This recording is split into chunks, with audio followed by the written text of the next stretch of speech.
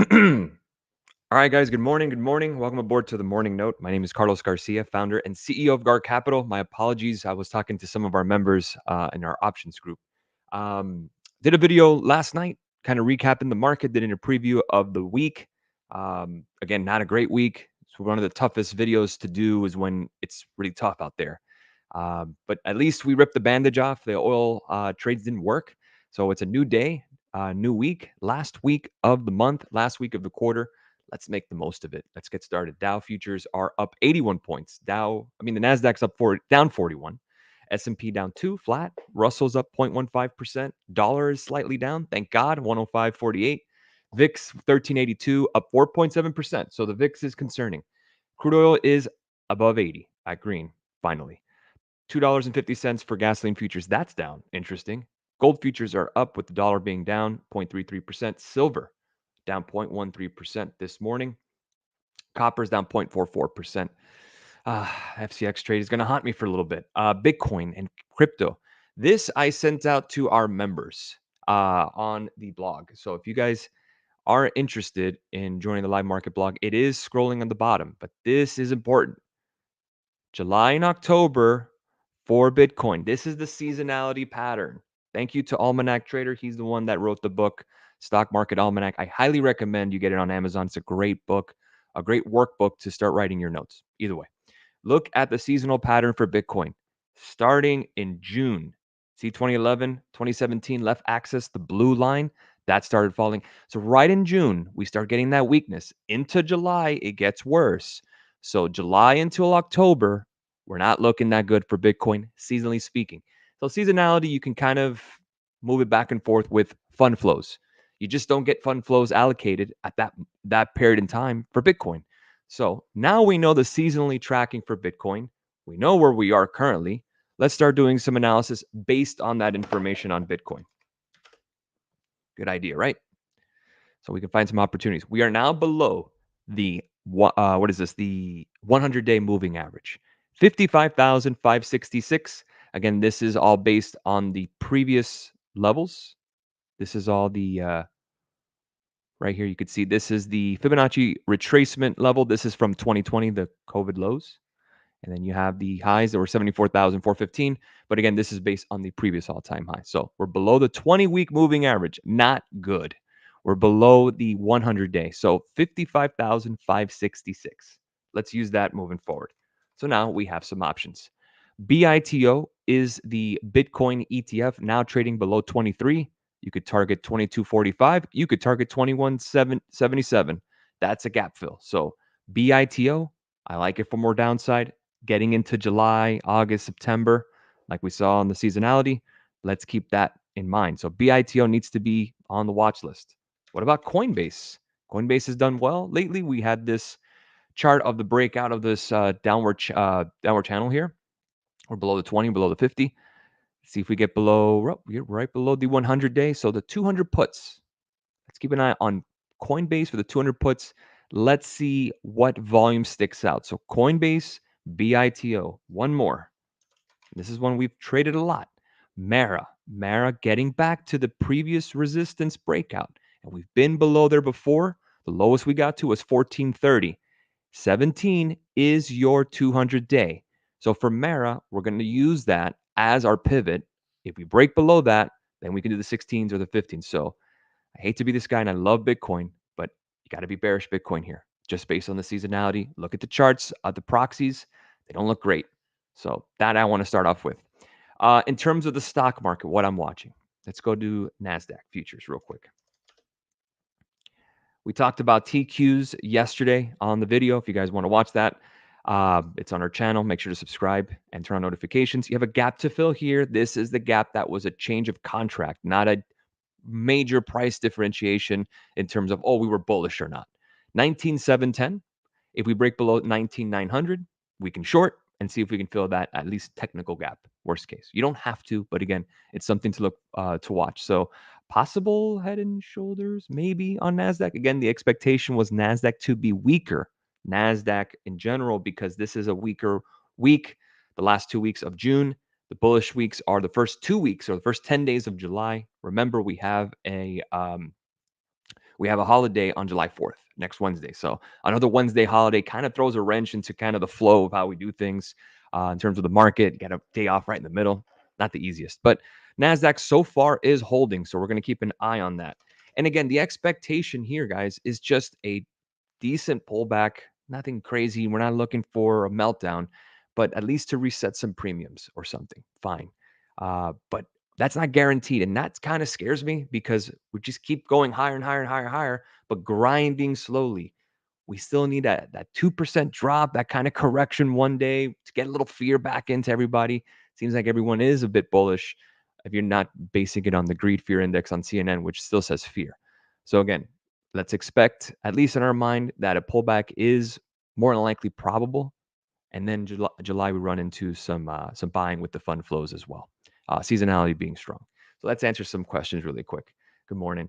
Yay. Hey, Capital. Sorry I didn't do it last week. I just felt like it was rather redundant, repeating the same thing over and over what was happening. So I hate to waste your guys' time on just kind of going over just choppy markets. Not the best. All right, let's look at it. Palantir. Palantir holding up a trend line, at least in the short term. Let's take a look at the 4-hour. You could see it here.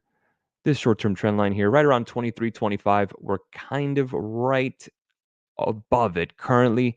Let's see if that holds. Again, we're the expectation of a weaker NASDAQ. Some names will be weaker this week. Again, as we know, seasonally speaking. Let's take a look at Tesla. Tesla is just a nothing burger. It's just been a whole lot of nothing. This is not tradable. It really isn't. Unless you're doing same day expiry or same week expiry and you're doing something close to the money in terms of the target. Again, I still have the bigger target here at 206. The question is, do we get there? And we've talked about Tesla really since the dog days of April when everyone wanted to short this thing. And we played calls and we've been riding it. But we've been stuck in this channel. It's just nothing doing. Get me above 195 and we can have a discussion about Tesla going long. Below 167.38, we can talk about Tesla going down. Interesting. Qs are down, but yet Tesla's up about $1. There you go. Coinbase, yeah, we just talked about that, Ryan. Let's take a look at Coinbase again. We have our alerts. We want to get, let's see if we can, 200 calls. So right off the rip, we want to use the 200 puts as kind of the target. 217 is the 100-day.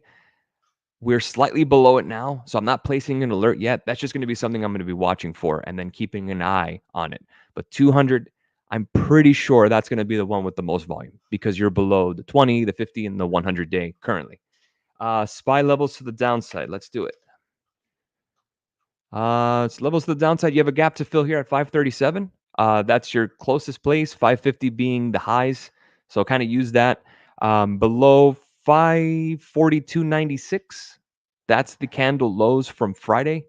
If you can get below that, then yes, 540 to around 536 would be the next target down. And then that's just changing. This is just the gap fill. That's all. Adobe pullback. Let's see it. Adobe's got a gap to fill here. Number one, that's one earnings from March, and then you have the second earnings from May. So the question remains, does it get above the 200-day? So that's around 543.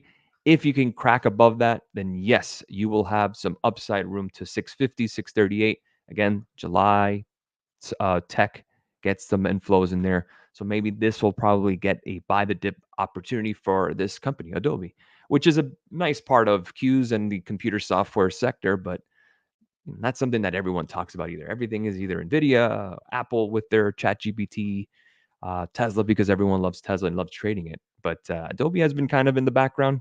I said that yesterday with Google and Amazon quietly hitting all-time highs. No one saying a word. If it's not NVIDIA, if it's not Micron, no one cares. And that's kind of where we are. So Adobe, get above 550, then we can get an opportunity to possibly go long.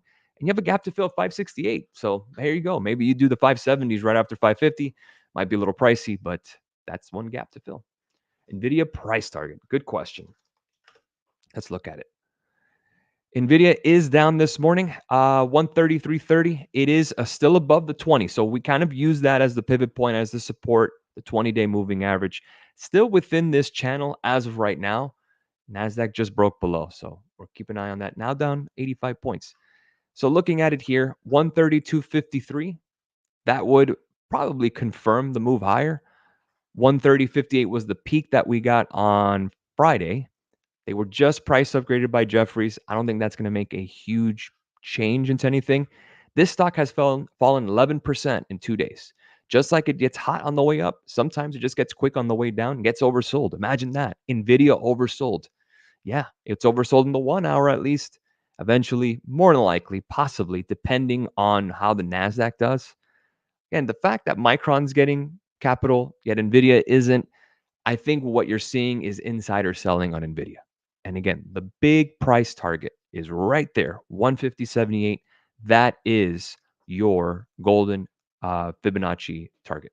So we can use the price target for the future for 150.78 for the next 12 months. That might be too low. 6,000 S&P by the end of the year is definitely in play. Gold price target. This is Barrick Gold. Let's take a look at the weekly. It's nothing. Nothing to do here. Not even tradable, in my opinion. This is absolute chop. This is a waste of your time. If you just want to own gold, just buy gold coins, gold chains, gold watch. But when it comes to Barrick Gold, nah, you're better off with something else. Let's take a look at Apple. Nice peak here at 220. We can use that as our resistance in the future. Gold and Fibonacci target 246.61. I don't think we get there like Nvidia. 220, at least for the short term, would be our highs. That's kind of what the expectation is. Even if July fund flows are nice, 220. That's probably our peak. Could we kind of creep above that? Fine. There's just not a lot of growth in Apple, and I love Apple, but what growth is there? It's a cell phone company now that included an AI that's slightly better than Siri or more popular. Is that really worth 500 or maybe $250 billion in market cap? Probably not. But it is bouncing on a positive note from JPM. So 205.10. If we break below that, I want the 200 puts. That's going to be the next target. The question is, do we chop around here within the zone of 220 to around 210? We're slightly green on Apple. Again, I don't expect much other than downside. We were short just last week. We had puts. It hit literally before the end of the session. Imagine that, in the money too. We had 210 puts. We were right on that. But an options being right isn't enough. You have to be right on time. And yes, Micron does report this week. They were upgraded. There was a note by Jefferies on them. They are bouncing. Yes, 142.67. If you break 142.92, I talked about it this weekend. 150 would probably be next. 145 calls. Again, earnings will be a little juice. So you have two options. You can wait for the earnings report, which is probably the best bet, on Wednesday, or you can play the run up before, which again, more expensive contracts. I prefer the former rather than the latter. The last time we traded earnings, post earnings, was Starbucks, and that worked out for us. Target, that worked out for us. Intel, not so much. Nike, not so much, even though it's up today. So pick your poison. At the end of the day, I think when you're not sure and you're kind of seeing kind of the market how it is currently, rather kind of not choppy, but kind of looking for some direction or holding on to some kind of direction, I think it's best to just wait. Economic data coming out soon. PCE on Friday. That's inflation stuff. That's lagged. I'm not really too concerned there. I think we have to go with the assumption the Fed is going to cut rates. I mean, I've been saying that for months now, just not right now. The second thing is the GDP number on Wednesday. We're in a kind of a weird place where all we have is one earnings report, Micron, the big one, and we have some economic data that really isn't a huge deal, at least in what we're trying to look for. Next week's jobs number, way more important. That I'll give you. But PCE, that's lagged, and GDP, who cares? At this point, we know we have economic growth. The key matter here is rates are going to fall? Are rates going to fall? Are the Fed going to cut? And I don't think any of the numbers this week, good or bad, will sway them, in my opinion. So that's why I'm not putting too much emphasis on economic data, at least for the time being, until next week when we have non-farm payroll report. All right, guys, we'll leave it there. Have a great rest of your morning. I will catch you guys tomorrow for the next morning note. Cheers all.